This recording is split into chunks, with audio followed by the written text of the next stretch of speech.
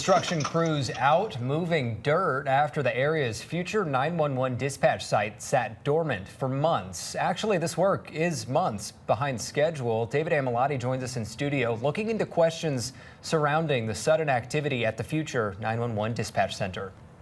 Again, we're talking about a $45 million project that will give the city of St. Louis a 17,000 square foot building to house all of its emergency dispatch services, again, under one roof. This is the site just a few blocks south from the new NGA campus in North City. Last Friday, we showed you the land was cleared. Today, machinery was digging deep. First Alert 4 Investigates is asking, should this work be taking place at all? This is a copy of the building permit. It expired back on June 20th, almost a month ago. What's also interesting about this permit, it's granted to the city of St. Louis, not Cosney Wagner, the lead contractor. You can see the permit was issued December 20th last year.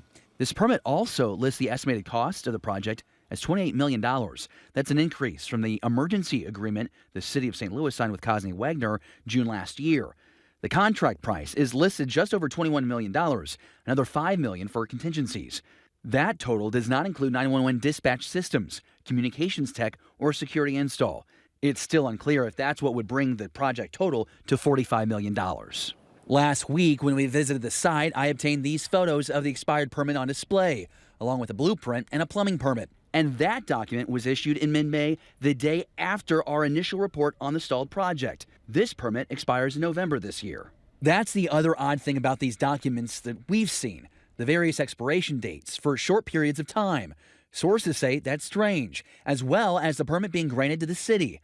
We're told if a project is working with an expired permit, the city would shut it down. But what about when the city is doing work on a bad permit? Those are just some of the questions we have for City Hall. Back in May, Mayor Kara Spencer said she has concerns, especially when it came to that emergency bid that Mayor Tashara Jones' administration did with Cosney Wagner last June. Certainly this is a priority for my administration, my office, to get to the bottom of. But I appreciate your reporting on it because, frankly, it is concerning when that happens. We've made multiple requests to speak with Mayor Spencer about this project and what's changing. We're told she's out of town until Thursday. Cosney Wagner and city departments continue to refer us to the mayor's office for comment.